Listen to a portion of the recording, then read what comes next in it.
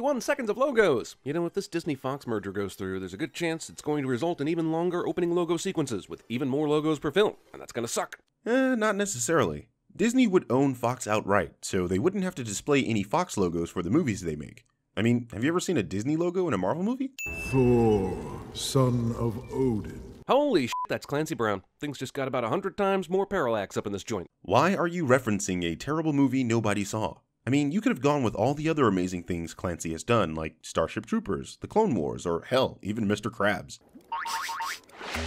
Do you smell it? That smell. The kind of smelly smell. The smelly smell that smells smelly. Also, this is what happens when you open up your superhero cinematic universe to aliens. Shit gets wonky and cartoony in a hurry. Just ask Steppenwolf, who incidentally is also a giant on-fire alien monster. Okay, that was a cornucopia of bullshit. First of all, Thor is an alien. Nearly everything associated with Thor deals with other aliens. Second, the 2012 Avengers film literally had aliens pouring out of the sky. Was it wonky then? I mean, they had flying worms. And lastly, Surtur is based on the Norse god Surtur, who was a prominent figure in Norse mythology and predates Steppenwolf by at least 700 years. Bam! Just like that. That's all there is to it, Dustin. That's all there is to it. A winner! The Great Prophecy. Prophecies. Also, great prophecies. Wait, wouldn't great prophecies be covered under the prophecy sin? Why are you double sinning for the same thing? You remind me of American insurance companies. Hammer porn, though I'd caution you not to search a real porn website for hammer porn, unless you like smashed dicks and improvised dildos. Come on, you know how the internet works. You telling people not to do something is basically begging them to do it. Incidentally, hi everyone, Birdman here. Do not subscribe to my channel. The Odin charged Heimdall with negligence of duty, but he disappeared before the trial. Goddamn Scourge, do you ever stop expositing? You were literally telling those girls plot stuff before Thor arrived, and now you're telling him plot stuff. Again, considering how you need your handheld when you watch movies, you probably would have sinned the movie for not explaining why Scourge was here and not Heimdall. Also, note to Asgard, invest in intercoms and or radios, or shorter bridges. Dude, Thor is based on 13th century Norse mythology. He's beating people to death with a fucking magical hammer. Let's just say radios aren't something they actually need. Do me a favor. Lock this away in a vault so it doesn't turn into a giant monster and destroy the whole planet. The one thing that can fulfill the prophecy of Surtur changing into Mecha Godzilla is kept in the only place where it can cause harm. This is like if you buried Parallax in the pet cemetery. Well, it is a prophecy. It has to come true somehow. Also, this is the second time you've mentioned Parallax. I will sin you so hard if you do it again. I can't believe you're alive. It's why, in general, you can never take death seriously in these movies. Big dramatic death scenes turn into parody plays starring Matt Damon. Okay, I'm calling bullshit. You've already sinned Thor the Dark World, so you know for a fact Loki pretended to die and impersonated Odin so that he could assume the throne. And you don't have a phone. No, I don't have a phone, but you could have sent an electronic letter. It's called an email. While this banter is pretty funny, you've got to think Doctor Strange has ways of communicating that don't involve phones or emails. That's strange, because earlier you sinned the magical characters based on 13th century Norse mythology for not having radios. But here you're stating that a modern magical character has no need for a phone. Somehow all this misses Thor. Would it matter if it hit him? Thor is kind of indestructible. Many apologies, Your Majesty. It's kind of crazy how little this movie has to do with Ragnarok. It's like a side quest that you'd play in a Thor RPG if you had the time. That's literally as far from correct as you can possibly be. Ragnarok is the destruction of Asgard. This begins because Odin dies, therefore releasing the spell that has kept Hela out of Asgard, resulting in a chain of events leading up to Thor realizing he cannot defeat Hela and needs to cause Ragnarok in order to defeat her and fulfill the prophecy. The answer is Sakaar. It's awfully nice for this planet to have the infrastructure to put prisoners through a virtual Epcot Center ride that gives them all the details they need to know about the planet they're on. One sin for not acknowledging how awesome the use of pure imagination was here. It is the collection point for all lost and unloved things. Not true, because I see neither my college Temple of the Dog CD nor my...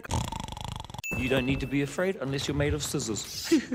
Just a little rock, paper, scissors joke for you. In space? Way out in space? They still do rock, paper, scissors? It's telling that the first thing you ask is this, instead of why are all these aliens speaking English? With the eternal flame, you are reborn. That's exactly what this person who has so much power she can take out an entire army by herself needs. An army. Well, think of it in terms of chess. The queen is unequivocally the most powerful piece, but even she needs an army to make her job easier. Also, this eternal flame has a ton of uses, doesn't it? It's how Surtur will become a huge colossus when he puts his horns in it, and it can raise an army of the undead. It's one of those weird elements in movies that do whatever you need it to do at a moment's notice. Hela is the queen of the dead, and Surtur is a demon born of fire. The eternal flame is being used for its exact correct purpose. Movie's soundtrack briefly thinks it's running underneath the Blade Runner sequel. Would have been a lot funnier if you said it was a Techno X-Files remix.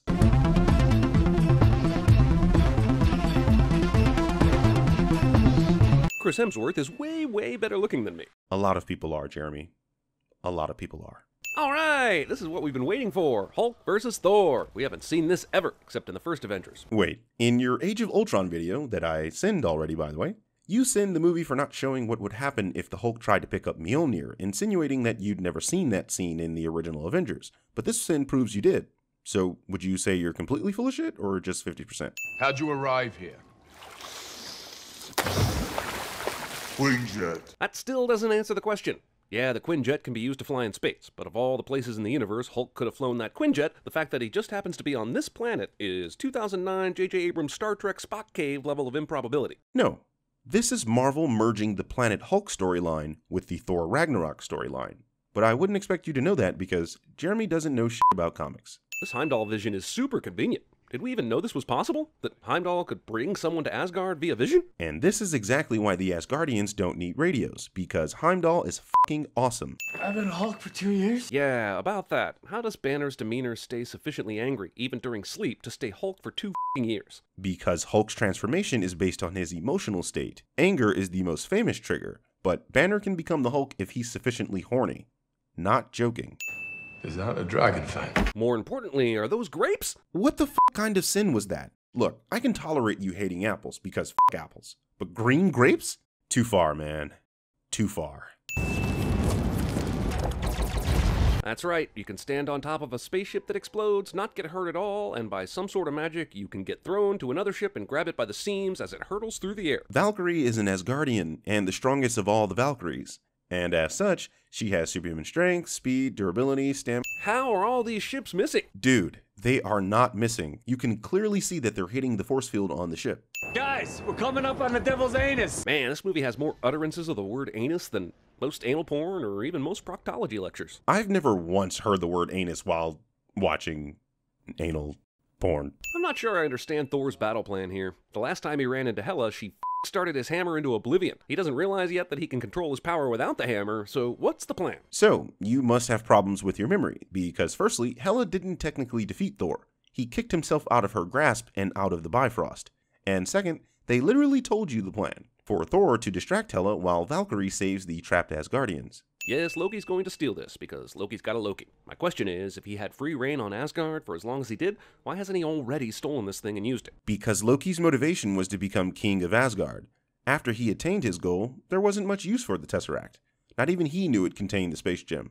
You can't have a revolution without somebody to overthrow, so you're welcome.